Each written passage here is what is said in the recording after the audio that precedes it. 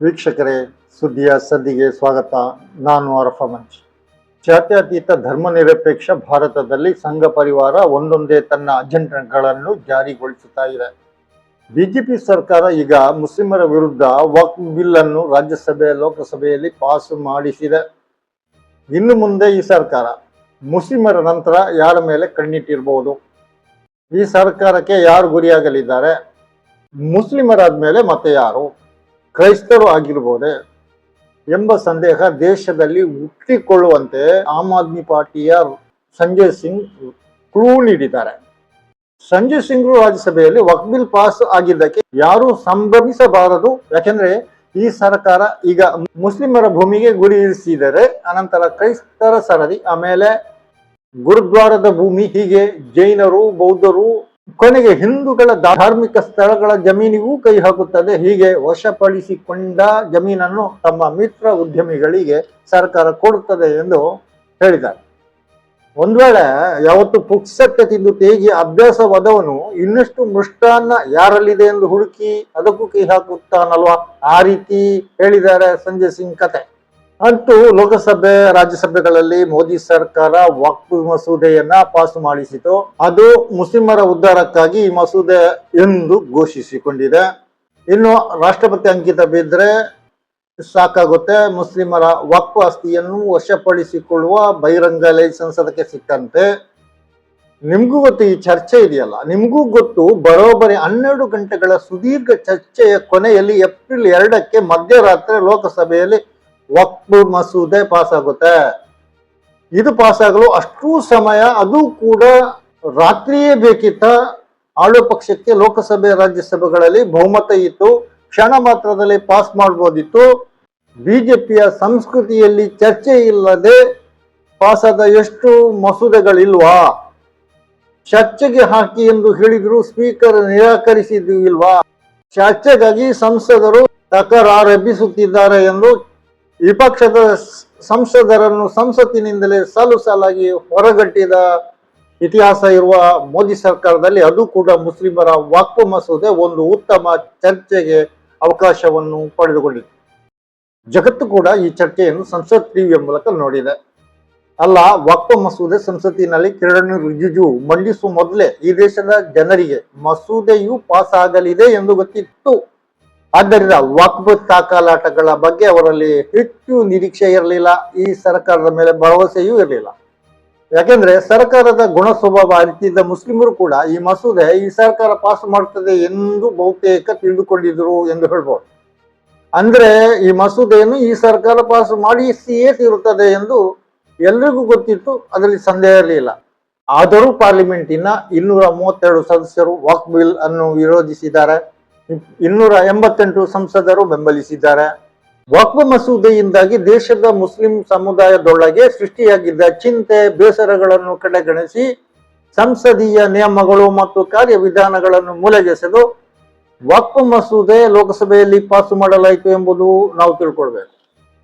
ಈ ದೇಶದ ಸಂಸದರಲ್ಲಿ ಮುಸ್ಲಿಮರಂದ್ರೆ ಟೈಟ್ ಮಾಡಬೇಕಾದವರೆಂಬ ಬಿಜೆಪಿಯ ಸಂಸ್ಕೃತಿಗೆ 288 ಸಂಸದರು ಜೊತೆಯಾಗಿ ನಿಂತರು. ಹೌದು, ಮುಸ್ಲಿಮರನ್ನು ತೋರಿಸಿ ಹಿಂದುತ್ವ ರಾಜಕೀಯ ಮಾಡುವ ಬಿಜೆಪಿ. ನೋಡಿ, ರಾಹುಲ್ ಗಾಂಧಿ ಹೇಳ್ತಾರೆ, RSS ವಾರಪತ್ರಿಕೆ ಆರ್ಗನೈಸರ್ ನಲ್ಲಿ ಪ್ರಕಟವಾದ ಲೇಖನವು has more land in India, the Catholic church versus Waqf board debate ಎಂಬ ಲೇಖನವನ್ನು ಬಿಟ್ಟು ಮಾಡಿ ರಾಹುಲ್ ಗಾಂಧಿ ಅವರು ಮುಂದೆ ಭವಿಷ್ಯದಲ್ಲಿ ಒಂದೊಂದೇ ಸಮುದಾಯಗಳನ್ನು ಗುರಿಪಡಿಸುವ ಪ್ರಯೋಗವಾಗಿ ಮುಸ್ಲಿಮರಿಗೆ ಸಂಬಂಧಿಸಿದ ವಕ್ಫ್ ಬಿಲ್ ಅನ್ನು ಜಾರಿಗೆ ತರುತ್ತಿದೆ, ವಕ್ಫ್ ಮಸೂದೆಯನ್ನು ಜಾರಿಗೆ ತರುತ್ತಿದೆ ಎಂದು ಈ ಹಿಂದೆ ತಾನು ನೀಡಿದ ಹೇಳಿಕೆ ಈಗ ನಿಜವಾಗುತ್ತಿದೆ ಎಂದು ಆರ್ಗನೈಸರ್ ಪತ್ರಿಕೆಯಲ್ಲಿ ಬಂದ ಲೇಖನವನ್ನು ಸೂಚಿಸಿ ಹೇಳಿದ್ದಾರೆ. ಆದರೆ ಈ ಲೇಖನವನ್ನು ಆರ್ಗನೈಸರ್ ಹಿಂಪಡೆದುಕೊಂಡಿದೆ ಎಂಬುದು ಇನ್ನೊಂದು ವಿಚಾರ. RSS ವಾರಪತ್ರಿಕೆ ಆರ್ಗನೈಸರ್ ನಲ್ಲಿ ಕ್ಯಾಥೋಲಿಕೋ ಸಭೆಯ ಆಸ್ತಿ ವಿವರಗಳನ್ನು ಪ್ರಕಟಿಸಲಾಗಿತ್ತು. ಅದನ್ನು ಉಲ್ಲೇಖಿಸಿ ರಾಹುಲ್ ಗಾಂಧಿ ಕ್ರೈಸ್ತರ ವಿರುದ್ಧ ತಿರುಗಲು RSSಗೆ ಹೆಚ್ಚು ಸಮಯ ಬೇಕಾಗಿ ಬರಲಿಲ್ಲ ಎಂದು ಹೇಳಿದರು. ಈಗ ವಕ್ಫ್ ಮಸೂದೆ ಮೂಲಕ ಮುಸ್ಲಿಮರ ಮೇಲೆ ದಾಳಿ ನಡೆಯುತ್ತಿದೆ.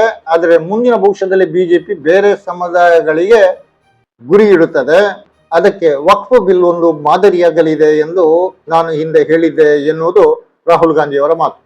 ಅಂದ್ರೆ ಅವರು ಹೇಳುವ ಪ್ರಕಾರ ಸಂಘ ಪರಿವಾರಕ್ಕೆ ವಕ್ಫ್ ನಂತರ ಇನ್ನಷ್ಟು ಗುರಿಗಳಿವೆ, ಬೇರೆ ಬೇರೆ ಸಮುದಾಯಗಳನ್ನು ಗುರಿ ಮಾಡಲಿದೆ. ಅಂದ್ರೆ ಸಂಘ ಪರಿವಾರದ ಗುರಿಯು ಮತ್ತಷ್ಟು ಉಬ್ಬುತ್ತಾ ವಿಸ್ತಾರವಾಗುತ್ತಾ ಹೋಗಲಿದೆ. ಆರ್ಗನೈಸರ್ ಪತ್ರಿಕೆಯು ಸರ್ಕಾರದ ಆಸ್ತಿಯನ್ನು ಹೊರತುಪಡಿಸಿದೆ ದೇಶದಲ್ಲಿ 2ನೇ ಅತಿ ದೊಡ್ಡ ಭೂಮಾಲೀಕರು ಕ್ಯಾಥೋಲಿಕ್ ಸಭೆ ಆಗಿದೆ ಎಂದು ಲೇಖನದಲ್ಲಿ ವಿವರಿಸಿದೆ. ಇದರಲ್ಲಿ ಬಹುಭಾಗವು ಬ್ರಿಟಿಷರ ಆಡಳಿತ ಕಾಲದಲ್ಲಿ ಅವರಿಗೆ ಸಿಕ್ಕಿದ್ದು ಎಂದು ಆರ್ಗನೈಸರ್ನಲ್ಲಿ ಶಶಾಂಕ್ ಕುಮಾರ್ ದ್ವಿವೇದಿ ಲೇಖನವನ್ನು ಬರೆದಿದ್ದಾರೆ. ಇದೇ ಲೇಖನದಲ್ಲಿ ಕ್ರೈಸ್ತರ ಕ್ಯಾಥೋಲಿಕ್ ಸಭೆಯ ಆಸ್ತಿ ವಿವರಗಳೂ ಇವೆ, ಸಂಸ್ಥೆಗಳ ಲೆಕ್ಕವೂ ಇದೆ. ಲೇಖನವು ಹೆಚ್ಚು ಚರ್ಚೆಗೆ ಗ್ರಾಸವಾಗಿದ್ದರಿಂದ ಅದನ್ನು ಆರ್ಗನೈಸರ್ ವಾಪಸ್ಸು ತೆಗೆದುಕೊಂಡಿದೆ ಎಂದು ಮಾಧ್ಯಮಗಳಲ್ಲಿ ವರದಿಯೂ ಬಂದಿದೆ. ಇನ್ನು ವಕ್ಫ್ ಮಸೂದೆಯ ವಿಷಯದಲ್ಲಿ ಹೇಳುವುದಾದ್ರೆ, ಕೇರಳದ NK ಪ್ರೇಮಚಂದ್ರನ್, ಅಸ್ಸಾಮಿನ ಗೌರವ್ ಗೊಗೊಯ್, ಕಾಂಗ್ರೆಸ್ನ K ಸುಧಾಕರನ್ ಇವರು ಕೇರಳದವರು, ಉತ್ತರ ಪ್ರದೇಶದ ಇಮ್ರಾನ್ ಮಸೂದ್, ಹೈದರಾಬಾದಿನ ಅಸದುದ್ದೀನ್ ಉವೈಸಿ ಮತ್ತು ಪಶ್ಚಿಮ ಬಂಗಾಳದ ಸೌಗತ್ ರಾಯ್, ಕೇರಳದ ET ಮೊಹಮ್ಮದ್ ಬಶೀರ್, K ರಾಧಾಕೃಷ್ಣನ್, ರಾಜೀವ್ ರಂಜನ್, ಮೊಹಮ್ಮದ್ ಜಾವೇದ್ರು ವಕ್ಫ್ ಮಸೂದೆಯಲ್ಲಿ ಸೂಚಿಸಿದ ತಿದ್ದುಪಡಿಯನ್ನು ಮತದಾನಕ್ಕೆ ಹಾಕಿ ಆ ಮೂಲಕ ಅವುಗಳನ್ನು ವಿಫಲಗೊಳಿಸಿ ಮೋದಿ ಸರ್ಕಾರ ಮಸೂದೆ ಪಾಸ್ ಮಾಡಿಸಿತು. NDA ಕೂಟದಲ್ಲಿರುವ ಬಿಹಾರದ ನಿತೀಶ್ ಕುಮಾರ್ JDU, ಚಿರಾಗ್ ಪಾಸ್ವಾನ್ LGP, ಆಂಧ್ರದ ತೆಲುಗು ದೇಶಂ ಅಂದ್ರೆ ಚಂದ್ರಬಾಬು ನಾಯ್ಡುರ ಪಾರ್ಟಿ, ಜಯಂತ್ ಚೌಧರಿ ಇವರೆಲ್ಲರೂ ಮೋದಿಯ ವಕ್ಫ್ ಬಿಲ್ ಪರ ನಿಂತರು, ಜೊತೆಗೆ ನಿಂತರು. ಅವರೆಲ್ಲ ಈ ಹಿಂದೆ ವಕ್ಫ್ ಮಸೂದೆಯನ್ನು ಸಂಸತ್ತಿನಲ್ಲಿ ವಿರೋಧಿಸುತ್ತೇವೆ ಎಂದು ಮುಸ್ಲಿಂ ನಾಯಕರಿಗೆ ಮಾತು ಕೊಟ್ಟಿದ್ದಾರೆ ಅನ್ನೋದು ಇಲ್ಲಿ ಉಲ್ಲೇಖಿಸಬೇಕಾದ ವಿಚಾರ. ಈಗ ಅವೆಲ್ಲವನ್ನು ಕಾಲಡಿಗೆ ಹಾಕಿ ಹೊಸಕಿದ್ದಾರೆ. ಇದನ್ನು ನಂಬಿಕೆ ದ್ರೋಹ ಎಂದು ಮುಖ್ಯವಾಗಿ ಬಿಹಾರ, ಆಂಧ್ರಗಳಲ್ಲಿ ಮುಸ್ಲಿಂ ವೋಟರ್ಸ್ಗಳು ಹೇಳ್ತಿದ್ದಾರೆ. ಆದ್ದರಿಂದ JDU, LJP, ತೆಲುಗು ದೇಶಂನಲ್ಲಿ ಕೂತ ಮುಸ್ಲಿಂ ನಾಯಕರು ಪಕ್ಷ ಬಿಡುತ್ತಿದ್ದಾರೆ ಎಂಬ ವರದಿಗಳು ಬರ್ತಿವೆ. ಅಲ್ಲ, ಅವ್ರ ಪಾರ್ಟಿ ಬಿಡದಿದ್ರೆ ಮುಸ್ಲಿಮರು ಅವರನ್ನೇ ಬಿಡ್ತಾರೆ, ಮತ್ತೆ ದೊಣ್ಣೆ ನಾಯಕರನ್ನು ಕೇಳುವವರು ಯಾರು ಇರ್ತಾರೆ ಅಲ್ವಾ? ಮುಸ್ಲಿಮರ ಹಿತ ರಕ್ಷಿಸಲಾಗದಿದ್ದ ನಾಯಕರಿಗೆ ಅವರು ಮುಸ್ಲಿಮರಾಗಿದ್ರು ಕೂಡ ಮುಸ್ಲಿಮರ ನಡುವೆ ಎಷ್ಟು ಬೆಲೆ ಇದ್ದೀತು. ಮುಂಬರುವ ಚುನಾವಣೆಯಲ್ಲಿ RJD ಕಾಂಗ್ರೆಸ್ಸಿನ ಇಂಡಿಯಾ ಕೂಟಕ್ಕೆ ಲಾಭವಾಗಬಹುದೆಂಬಂತೆ ಕಂಡು ಬಂದ್ರು ಈ ನಾಯಕರು ಮತ್ತು ಅವರ ಅನುಯಾಯಿಗಳು ವಕ್ಫ್ ಮೇಲೆ ಎಷ್ಟು ಬದ್ಧತೆ ಪ್ರದರ್ಶಿಸಿಯಾರು, ಡೆಡಿಕೇಶನ್ ಇಟ್ಟುಕೊಂಡರು ಎಂಬುದನ್ನು ಆಧರಿಸಿ ಇವೆಲ್ಲ ಇವೆ. ನಿಮ್ಗೂ ಗೊತ್ತು, ಕೇರಳದ ಕ್ಯಾಥೋಲಿಕ್ ಸಭೆ ವಕ್ಫ್ ಅಮೆಂಡ್ಮೆಂಟ್ ಬಿಲ್ ಅನ್ನು ಬೆಂಬಲಿಸಿತು. ಮುಸ್ಲಿಮರನ್ನು ಟೈಟ್ ಮಾಡುವ ಸಂಘ ಪರಿವಾರದ ಅಜೆಂಡಕ್ಕೆ ಕ್ರೈಸ್ತರು ಕೂಡ ಹೀಗೆ ಬೆಂಬಲ ಸೂಚಿಸಿದರು. ಎಲ್ಲ ಕ್ರೈಸ್ತರಲ್ಲ ನೋಡಿ, ಕೇರಳದ ಯುವ ಕಾಂಗ್ರೆಸ್ನ ತಾರಾ ಅಲೆಕ್ಸ್ ತಮ್ಮದಲ್ಲದ ವಿಷಯದಲ್ಲಿ ಸಭೆ ಮೂಗು ತೂರಿಸಿದ್ದೇಕೆ ಎಂದು ಸಾಮಾಜಿಕ ಮಾಧ್ಯಮಗಳಲ್ಲಿ ಪೋಸ್ಟ್ ಹಾಕಿ ಪ್ರಶ್ನಿಸಿದ್ದರು. CPMನ ಜಾನ್ ಬ್ರಿಟಾಸ್ ಅವರು ರಾಜ್ಯಸಭೆಯಲ್ಲಿ ವಕ್ಫ್ ಚರ್ಚೆಯ ವೇಳೆ ಜಬಲ್ಪುರದಲ್ಲಿ ಕ್ರೈಸ್ತರ ಮೇಲೆ ದಾಳಿ ನಡೆದದ್ದನ್ನು ಉಲ್ಲೇಖಿಸಿದರು. ಮಣಿಪುರದಲ್ಲಿ ನಡೆದ ದಾಳಿ ಮತ್ತು ಮಣಿಪುರದಲ್ಲಿ 200ಕ್ಕೂ ಹೆಚ್ಚು ಚರ್ಚುಗಳನ್ನು ಬಲಪಂಥೀಯರು ಸುಟ್ಟು ಹಾಕಿದ್ದನ್ನು ಪ್ರಸ್ತಾಪಿಸಿ ವಕ್ಫ್ ಮಸೂದೆ ಬೆಂಬಲಿಸುವಂತಹದ್ದಲ್ಲ ಎಂಬ ಸಂದೇಶವನ್ನು ದೇಶಕ್ಕೆ ನೀಡಿದ್ದಾರೆ. ಬಹುಶಃ ವಕ್ಫ್ ಮಸೂದೆ ಬೆಂಬಲಿಸಿದ ಕ್ರೈಸ್ತ ಸಭೆ ತಮ್ಮ ಆಸ್ತಿಯನ್ನು ಉಳಿಸಲಿಕ್ಕೆ ಅವರದ್ದು ಹೋದ್ರೆ ಹೋಗ್ಲಿ ಎಂದು ಹೀಗೆ ಕೇಂದ್ರ ಸರ್ಕಾರಕ್ಕೆ ಸಪೋರ್ಟ್ ಮಾಡಿರಬಹುದು. ಏನಿದ್ರು ಮಾಧ್ಯಮ ವರದಿಯಂತೆ ಆರ್ಗನೈಸರ್ ಲೇಖನದ ಪ್ರಕಾರ ದೇಶದಾದ್ಯಂತ ಸುಮಾರು 7 ಕೋಟಿ ಹೆಕ್ಟೇರ್ 17.29 ಕೋಟಿ ಎಕರೆ ಭೂಮಿ ಕ್ಯಾಥೋಲಿಕರಲ್ಲಿದೆ. ಚರ್ಚ್ಗಳು, ಶಾಲೆಗಳು, ಕಾಲೇಜುಗಳು ಇದರಲ್ಲಿ ಸೇರಿವೆ.